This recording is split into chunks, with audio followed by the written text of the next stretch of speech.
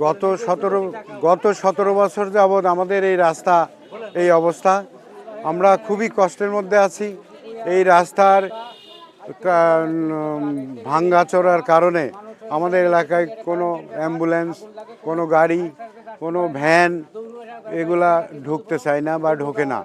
কারণ হচ্ছে যে এই রাস্তা ভাঙা, ডবল ভাড়া দিলেও ভ্যান, রিক্সা এগুলা আসতে চায় না।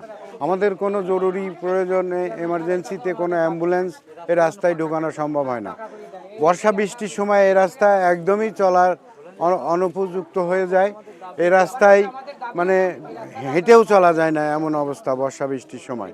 তাছাড়া আমাদের অত্র এলাকার যে সমস্ত কৃষিপণ্য উৎপাদন হয় সেই কৃষিপণ্যগুলা দেখা যায় যে ন্যায্য দাম আমরা পাই না।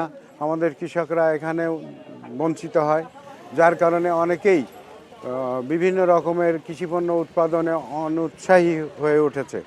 আমরা চাই যে অতি দ্রুত আমাদের এই রাস্তাটা সরকারিভাবে এবং ভালো করে দেওয়া হোক, যাতে করে আমাদের অত্র এলাকার কৃষকরা তাদের কৃষিপণ্যের সঠিক মূল্য পায়।